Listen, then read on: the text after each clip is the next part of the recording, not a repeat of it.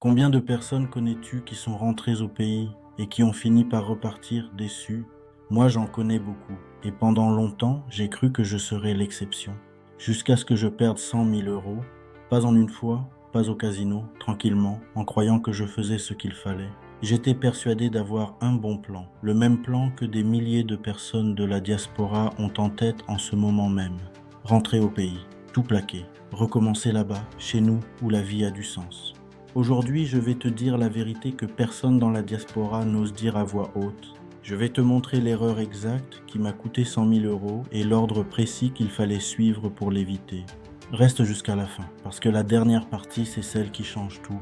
Alors j'ai cherché. Pourquoi certains réussissent leur retour et pourquoi la grande majorité se casse les dents? Et j'ai trouvé un point commun, un seul. Ceux qui échouent ont tous fait la même chose. Ils sont partis sans revenus déjà actifs là où ils vivaient. Sans ça, l'échec te pend au nez. Quelqu'un l'a résumé d'une façon que je n'oublierai jamais. Il a dit « Ceux qui réussissent leur retour gardent une source de revenus solide en Occident ». Un autre encore donnait ce conseil comme un grand frère. On lance d'abord son projet, on le fait prospérer, on attend qu'il rapporte vraiment. On étudie tous les angles et ensuite seulement on déménage. As-tu une activité qui fait fructifier ton argent en attendant? Sinon, fais d'abord marcher ton projet pour ne même plus dépendre de ton salaire. Tu vois la logique? Le déménagement, ce n'est pas le début de l'aventure, c'est la récompense d'un truc qui marche déjà. Et c'est exactement là que j'ai planté, j'ai fait l'inverse, j'ai voulu construire d'abord et financer après. J'ai mis mon argent dans des projets que je ne maîtrisais pas, sur un terrain que je ne connaissais pas assez, sans aucun revenu pour amortir les coûts. Résultat, 100 000 euros. Les économies de toute une vie parties en fumée. Alors voici la vérité que j'ai payé 100 000 euros. On ne déménage pas son corps en premier, on déménage son argent. Répète-le dans ta tête. Avant de déménager ta vie, tu déménages d'abord tes finances. Concrètement, ça veut dire quoi? Ça veut dire que avant même de penser à rentrer, tu construis ce que j'appelle un revenu socle. Le revenu socle, c'est une base financière qui tourne toute seule, qui ne dépend pas de ta présence physique, qui te suit, que tu sois à Paris, à Douala, à Abidjan ou à Dakar. Et tant que ce socle n'est pas construit, éprouvé sur plusieurs mois, le retour reste un rêve, pas un projet. Je vais te le dire autrement. Imagine que tu construis une maison. Personne ne commence par poser le toit. On commence par les fondations, toujours. Le retour au pays, c'est exactement pareil. Ton projet de vie là-bas, c'est la maison. Le revenu socle, ce sont les fondations.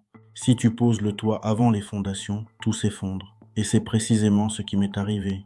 Maintenant, je vais te montrer comment, moi, je construis ce socle. Ma méthode en 3 étages. Étage numéro 1, la bourse européenne. C'est mon point de départ. Pourquoi? Parce que c'est liquide, c'est en euros et ça se pilote depuis un téléphone. Pas de local, pas d'employé, pas de marchandises à gérer. Que je sois en France ou au village, mon argent continue de travailler. C'est ça, le vrai revenu portable, celui que les témoignages réclament sans toujours savoir le nommer. Étage numéro 2, la BRVM. Alors là, écoute bien parce que c'est le point que personne ne comprend. La BRVM, c'est la bourse régionale de l'Afrique de l'Ouest. Et elle te permet de faire une chose incroyable, investir au pays sans y vivre. Tout le monde croit qu'investir chez nous t'oblige à déménager, c'est faux. Avec la BRVM, tu prends une part de l'économie africaine, tu touches des dividendes en francs CFA et tu te s'enracines économiquement avant même d'avoir posé un pied là-bas.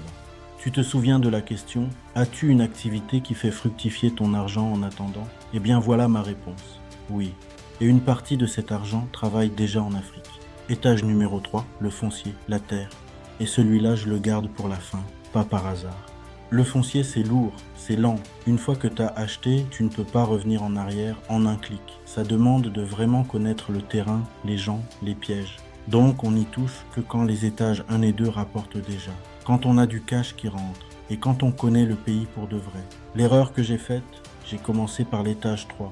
J'ai mis mon argent dans la terre et les gros projets avant d'avoir construit le socle. J'ai posé le toit avant les fondations et tout s'est effondré. Et tu sais ce qu'il y a de plus beau dans cette méthode? Elle ne t'oblige même pas à rentrer définitivement. Parce qu'un revenu financier, ça te suit partout.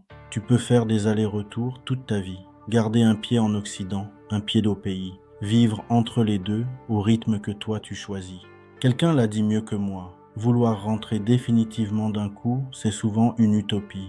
On met les choses en place petit à petit, un pied de chaque côté. et on se pose vraiment quand ça prend. Voilà, c'est ça la liberté, pas la rupture brutale, le choix. 100 000 euros, c'est cher payé pour une leçon. Mais aujourd'hui, je ne regrette pas de te la partager. Parce que si une seule personne qui m'écoute évite de faire la même erreur que moi, alors cet argent n'aura pas été perdu pour rien. Je vais être honnête avec toi parce que c'est ça ma marque de fabrique. Je ne vais jamais te promettre que tu vas gagner X% par mois.